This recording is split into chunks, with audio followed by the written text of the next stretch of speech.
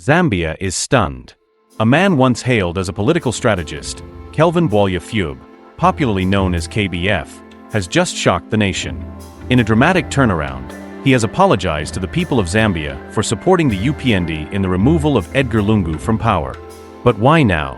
Why, after years of defending that decision, has KBF suddenly confessed that he betrayed not only Lungu, but the trust of millions of Zambians? Was it guilt, political pressure, or a hidden agenda? This is not just an apology, it's a revelation that could change the course of Zambia's political future. KBF's words have reopened old wounds, reminded Zambians of the bitter fall of Edgar Lungu, and raised tough questions about the UPND's leadership under Hakainde Hichilema. Tonight, we break down what KBF said, why he said it, and how his apology could shake Zambia's politics heading into 2026. Stay with us, because this is one story you can't afford to miss. Zambia's political landscape has just been shaken by a shocking confession. Kelvin Bwalya Fube, KBF, has publicly apologized to Zambians for supporting the UPND in removing Edgar Lungu from power. In this explosive video, we reveal why KBF turned against the UPND, his apology and message to Zambians, what this means for Edgar Lungu's legacy, and Zambia's politics, the ripple effects on Zambia's 2026 elections. This is more than an apology. It's a turning point in Zambia's political drama. Subscribe to InspirAfrica Official for exclusive insights into Zambia, African politics, and breaking global news. Have you ever wondered what it feels like when a trusted ally turns into your greatest enemy? In Zambia's politics, no betrayal shook the nation more than this one. Kelvin Bwalya Fube, better known as KBF, was once the man Edgar Lungu could always count on. Loyal, brilliant, powerful. But in a shocking twist, KBF walked away from Lungu and into the arms of Hakainde Hichilema's UPND. Why did he do it? Survival? Ambition? Or something much darker? To understand this betrayal, we have to go back. KBF was not just another politician. He was Lungu's defender, his strategist, his friend. Together they built power inside the Patriotic Front, and for years KBF was seen as untouchable. But as cracks grew in the PF, corruption scandals, internal fights, and a restless youth, KBF began to distance himself. He claimed he was fighting for justice and reform. But was that really the reason? Or was he already planning his escape?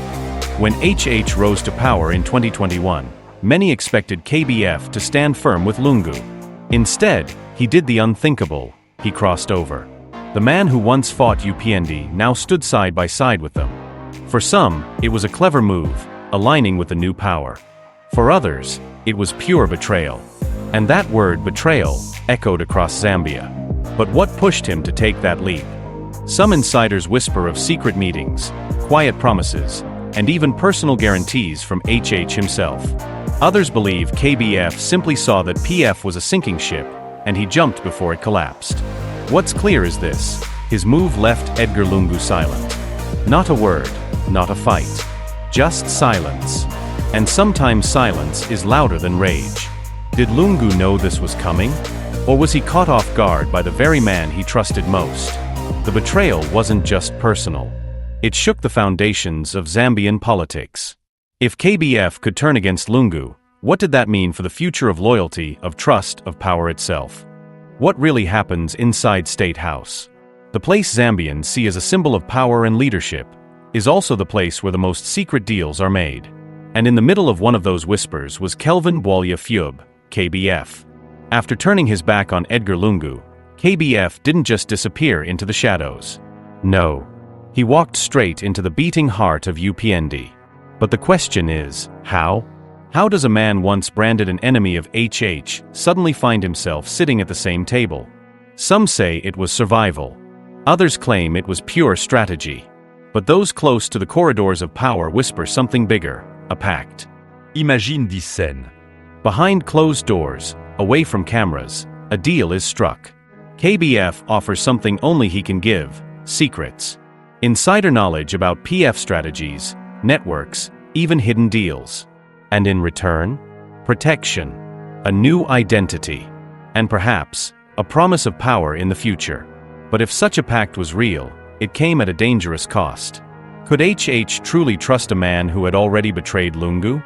Or was this like inviting a fox into the henhouse? And KBF, what was he really after? Did he see himself as a reformist now working for Zambia's future? Or was he still the same ambitious kingmaker, trying to carve out space for himself in the new order? Inside State House, the air was thick with suspicion. Some UPND insiders welcomed KBF as a prize catch. Others warned HH, once a betrayer, always a betrayer. And yet, HH took the risk. He embraced KBF, at least on the surface. Because politics is a game of masks. Behind the smiles, both men may have been playing each other. The truth of what was promised that day may never fully come out. But one thing is certain, this so-called pact changed the balance of Zambian politics. KBF was no longer just a defector. He was now a player in the new system. But while KBF was gaining influence in UPND, something strange was happening on the other side. Edgar Lungu remained silent. No speeches. No warning. Nothing. And that silence would become louder than any words, because it carried a message of its own. Sometimes the most powerful weapon in politics is silence. And Edgar Lungu used it like a sword. When Kelvin Bwalya Fube, KBF, abandoned him and joined UPND, the nation expected fireworks. Lungu could have called him out, exposed him, even fought back. But he didn't. He said nothing. Not a word. Why? For some, this silence was dignity. A former president refusing to get dragged into political mud. For others, it was weakness, proof that Lungu had lost control, even of those closest to him. But what if silence was the real strategy? Behind closed doors, PF loyalists debated, should we hit back at KBF? Or let him dig his own grave? Some argued Lungu's silence showed wisdom. Why fight a man who had already branded himself a traitor? Others whispered that Lungu had been blindsided, that the betrayal cut too deep to respond. Meanwhile, ordinary Zambians kept asking, did Lungu see this coming? Did he already know KBF was drifting away?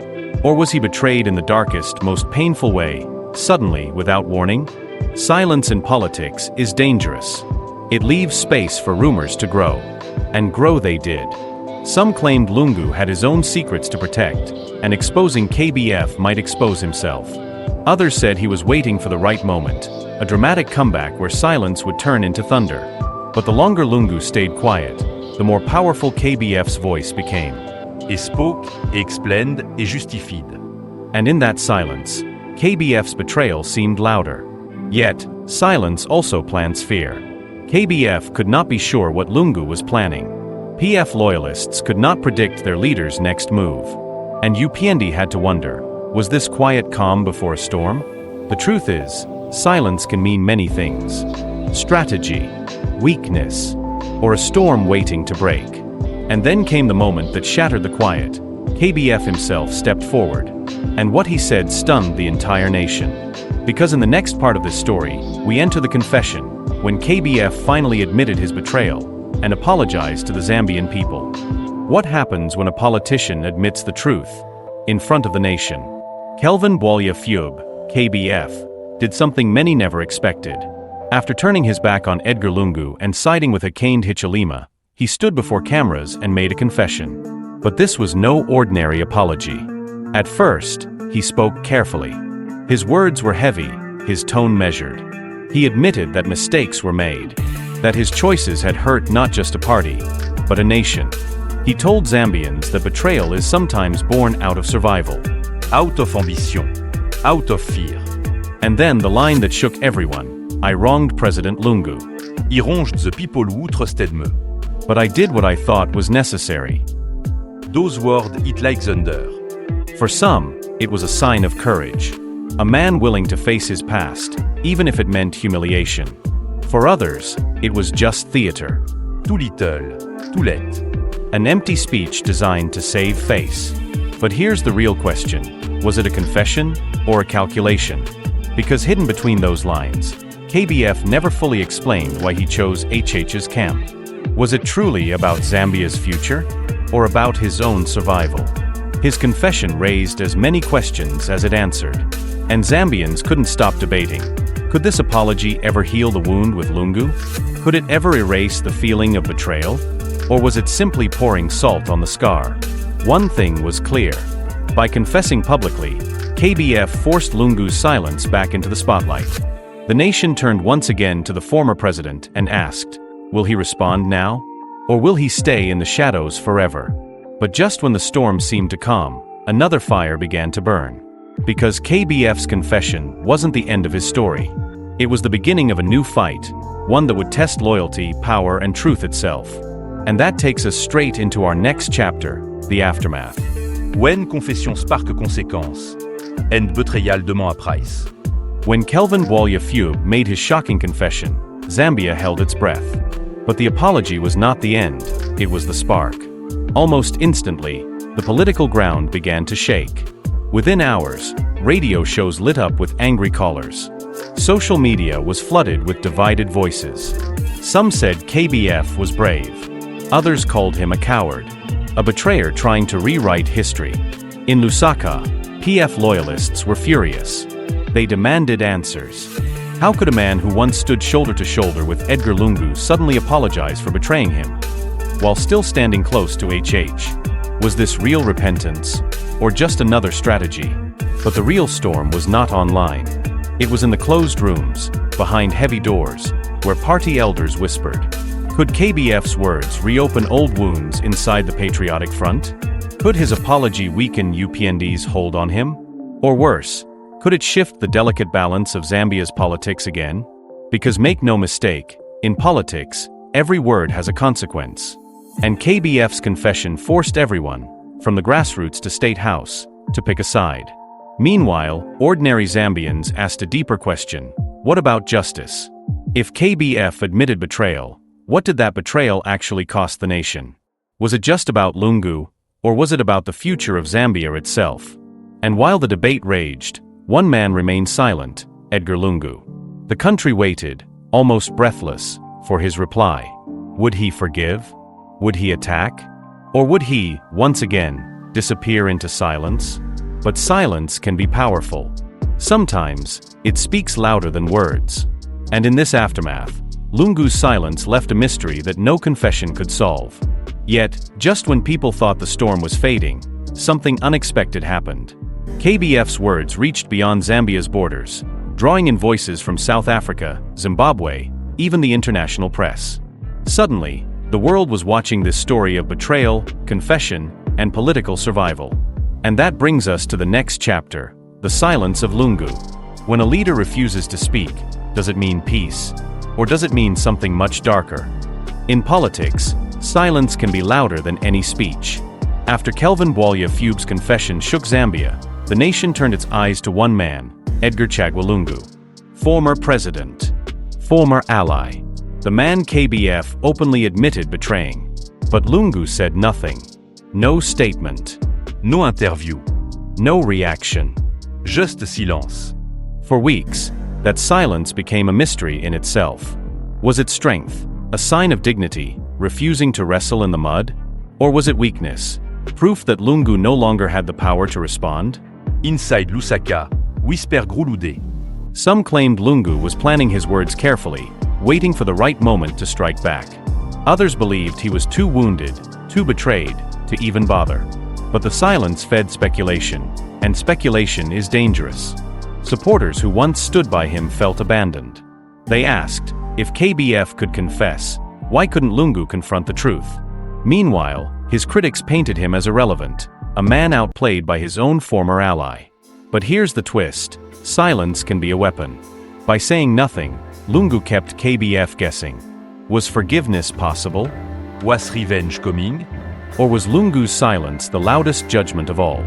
Behind the curtain, sources whispered that Lungu was deeply angered. That in private, he spoke of betrayal as a wound that never heals. Yet in public, he kept his lips sealed.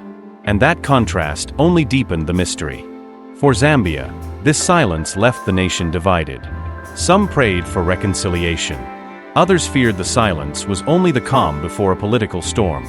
Because in politics, when words disappear, actions usually follow. And so, Zambia waited. And stiwe. But the silence of Lungu was not the final chapter. Because in the shadows, new battles were already forming. Rival camps began plotting. Political alliances started shifting. and the legacy of betrayal turned into a struggle for power itself. Which takes us to our next chapter, the power struggle. When betrayal sparks rivalries, and silence becomes the spark for a new war. The power struggle, every betrayal leaves a scar. But in politics, it also creates a battlefield. After KBF's shocking confession and Lungu's deafening silence, Zambia found itself in the middle of a power struggle unlike any before. Inside the Patriotic Front, the cracks grew wider. Some members wanted to forgive KBF, hoping unity would strengthen the party for the future. Others demanded his complete exile, calling him a traitor who could never be trusted again. Behind those walls, shouting matches and secret meetings became the new normal. But the struggle didn't end with PF. In UPND, the ruling party, KBF's apology brought both opportunity and danger. Was he still loyal to HH? Or was he a man looking for a way back into PF's arms? Even within UPND, whispers began to grow. Could this man, once a lawyer for Lungu, be trusted at all? The real battle was about something bigger than KBF himself. It was about control of Zambia's political future. Every camp knew that betrayal had reshaped the game. Alliances could shift overnight. Enemies could become friends. And silence from Lungu meant everyone was fighting ghosts, unsure of his next move.